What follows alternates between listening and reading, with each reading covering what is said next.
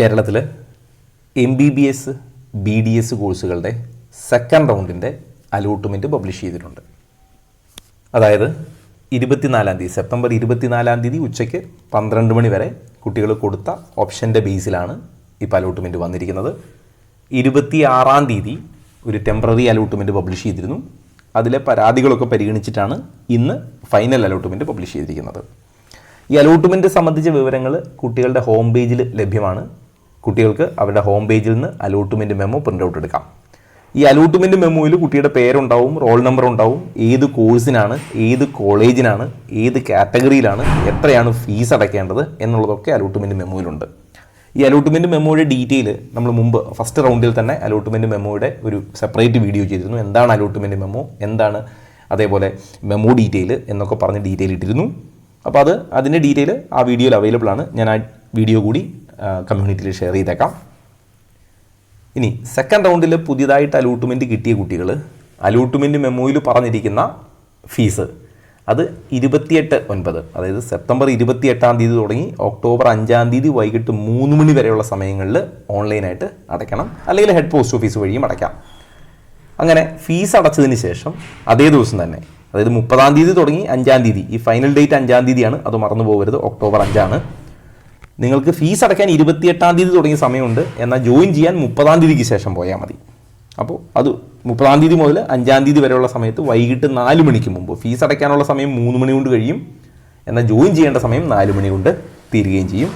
അപ്പോൾ പ്രോസ്പെക്ടസിൽ പറഞ്ഞിരിക്കുന്ന രേഖകളുമായിട്ട്, ഈ രേഖകളുടെ ഡീറ്റെയിലും ഞാൻ ആദ്യ റൗണ്ട് വീഡിയോയിൽ പറഞ്ഞിട്ടുണ്ട്. അതുകൊണ്ട് ഇതിൻ്റെ ലെങ്ത് കൂട്ടുന്നില്ല, ഞാൻ ആ വീഡിയോയും കമ്മ്യൂണിറ്റിയിൽ ഷെയർ ചെയ്യാം. ഇനി അലോട്ട്മെൻറ്റ് കിട്ടിയിരിക്കുന്ന SC ST OEC കാറ്റഗറിയിൽപ്പെട്ട കുട്ടികളും അതുപോലെ ഫീസ് ആനുകൂല്യമുള്ള കുട്ടികളുമൊക്കെ അവർ ടോക്കൺ ഫീ അടയ്ക്കേണ്ടതില്ല. അപ്പോൾ അവരുടെ അലോട്ട്മെൻറ്റ് മെമ്മോയിൽ നില്ലെന്നായിരിക്കും. അപ്പോൾ നിങ്ങൾ ഫീസ് അടയ്ക്കേണ്ടതില്ല. അപ്പോൾ അങ്ങനെയുള്ള കുട്ടികൾ ഫീസ് അടയ്ക്കേണ്ടതില്ല. എന്നാൽ നേരെ തിരിച്ച് ഈ പറഞ്ഞ കുട്ടികൾക്ക് മൈനോറിറ്റി സീറ്റോ NRI സീറ്റോ ആണ് കിട്ടിയിരിക്കുന്നതെങ്കിൽ മുഴുവൻ ഫീസ് അടയ്ക്കേണ്ടതാണ്. അതേപോലെ അലോട്ട്മെൻറ്റ് കിട്ടിയ കുട്ടികൾ അവരുടെ ഹോം പേജിലെ ഡേറ്റാ ഷീറ്റ് എന്നുള്ള ലിങ്ക് ക്ലിക്ക് ചെയ്ത് ഡേറ്റാ ഷീറ്റ് കൂടി ഡൗൺലോഡ് ചെയ്യണം. നിങ്ങൾ അലോട്ട്മെൻറ്റ് സമയത്ത് ഡേറ്റാ ഷീറ്റും സബ്മിറ്റ് ചെയ്യേണ്ടതാണ്. അപ്പോൾ പ്രത്യേകം ശ്രദ്ധിക്കുക, ഒക്ടോബർ 5-ാം തീയതി വൈകിട്ട് 4 മണി വരെ മാത്രമാണ് പ്രവേശനം ഉണ്ടായിരിക്കുക. ഈ പറഞ്ഞ സമയത്തിനുള്ളിൽ നിങ്ങൾ കോളേജിൽ ജോയിൻ ചെയ്തില്ലെങ്കിൽ കിട്ടിയ അലോട്ട്മെൻറ്റും പോവും, അടുത്ത റൗണ്ടുകളിൽ നിങ്ങളെ പരിഗണിക്കുകയില്ല. അതേപോലെ NRI സീറ്റിൽ സബ്മിറ്റ് അല്ലെങ്കിൽ NRI സീറ്റിൽ അലോട്ട് ചെയ്തിരിക്കുന്ന കുട്ടികൾക്കൊക്കെ അവരുടെ വിസയുടെ കാലാവധി കഴിഞ്ഞതാണെങ്കിൽ അവർക്ക് ഒരു സമയം തന്നിട്ടുണ്ട്. ആ സമയത്തിനുള്ളിൽ തന്നെ നിങ്ങൾ ചെയ്യണം. അത് ഏതാ സമയമെന്ന് ചോദിച്ചാൽ തേർഡ് റൗണ്ടിൻ്റെ ഓപ്ഷൻ കൺഫർമേഷൻ്റെ മുമ്പ് നിങ്ങൾ എന്ത് ചെയ്യണം, വാലിഡ് വിസ അപ്ലോഡ് ചെയ്യേണ്ടതുണ്ട്.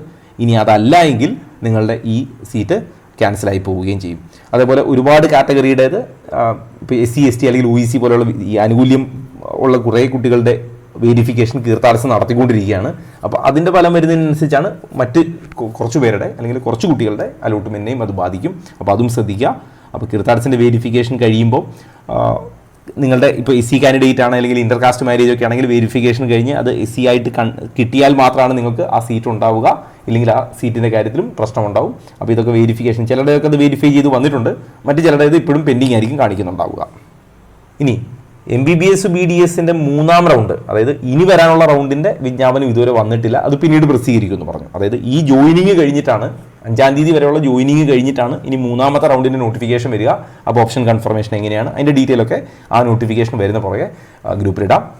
അതേപോലെ അലോട്ട്മെൻറ്റ് ലഭിച്ചില്ല, ഒരിക്കൽ കൂടി ഓർമ്മിപ്പിക്കുകയാണ്, അലോട്ട്മെൻറ്റ് കിട്ടിയ കുട്ടികൾ ഈ പറഞ്ഞ സമയത്ത് പ്രവേശനം നേടിയിട്ടില്ലെങ്കിൽ ആ കോഴ്സ് ഇപ്പോൾ കിട്ടിയതും നഷ്ടപ്പെടും, ബന്ധപ്പെട്ട സ്ട്രീമിലെ ഹയർ ഓപ്ഷൻസും. ഇപ്പോൾ നിങ്ങൾക്ക് MBBS കിട്ടി അല്ലെങ്കിൽ BDS കിട്ടി, ജോയിൻ ചെയ്തില്ലെങ്കിൽ നിങ്ങളുടെ ഓപ്ഷൻസിൽ അല്ലെങ്കിൽ നിങ്ങൾ രജിസ്റ്റർ ചെയ്തിരിക്കുന്നതിൽ MBBS BDS നഷ്ടപ്പെടും.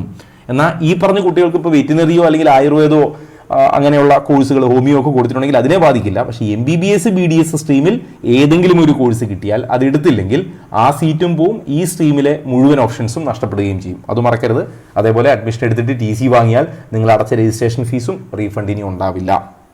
ഇനി ഇതുമായിട്ട് ബന്ധപ്പെട്ട് ബാക്കി വരുന്ന അപ്ഡേറ്റുകളും അതുപോലെ കോമൺ ആയിട്ട് ചോദിക്കുന്ന സംശയങ്ങളുടെയും ഒക്കെ മറുപടി പീരിയോഡിക്കലി നമ്മൾ കമ്മ്യൂണിറ്റിയിൽ പോസ്റ്റ് ചെയ്തിട്ടുണ്ട്. അപ്പോൾ കമ്മ്യൂണിറ്റിയുടെ ലിങ്ക് ഞാൻ ഇതിൻ്റെ താഴെ കമൻറ്റ് ബോക്സിൽ പിൻ ചെയ്തിട്ടുണ്ട്. എൻട്രൻസ് സംബന്ധമായ വാർത്തകളും അപ്ഡേഷനുകളും ഏറ്റവും വേഗം ആധികാരികമായി അറിയാൻ സബ്സ്ക്രൈബ് ചെയ്യുക, ബെൽ ഐക്കൺ അമർത്തുക. ഈ വീഡിയോ മറ്റു സുഹൃത്തുക്കളിലേക്കും ഷെയർ ചെയ്ത് നൽകുക.